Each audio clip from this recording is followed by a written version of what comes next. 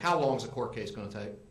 If the vote yes wins and the water company begins back and we start fighting this out in court again, how long does it take? Well, there are two questions in any eminent domain case. Is there a right to condemn? If so, what's the price for the property?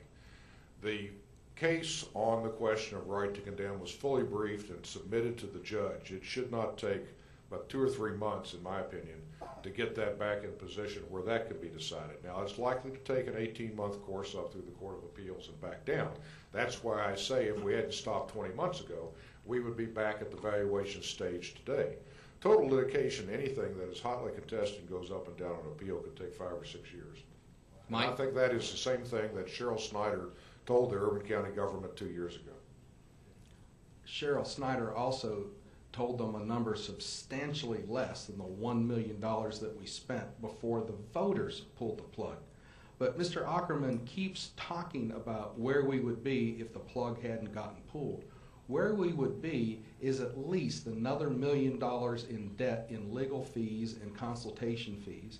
Where we would be is further diverted as a government from the priorities that we've already taken on, and we would be even further divided. You know, the last 2 years has shown up a lot of facts, and those facts the fact is that the company is well run, even though it's by an outside demon-like corporation.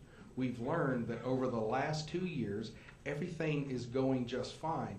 So where we would be if this whole thing never started 4 years ago is we'd be $1 million or $2 million richer as a government, we'd be less divided as a city, maybe our public safety would have gotten fixed better sooner, maybe our sewers would be in much better shape, maybe the talent in this room that has focused itself on a priority that we never accepted as a community, maybe we could all be doing something more productive.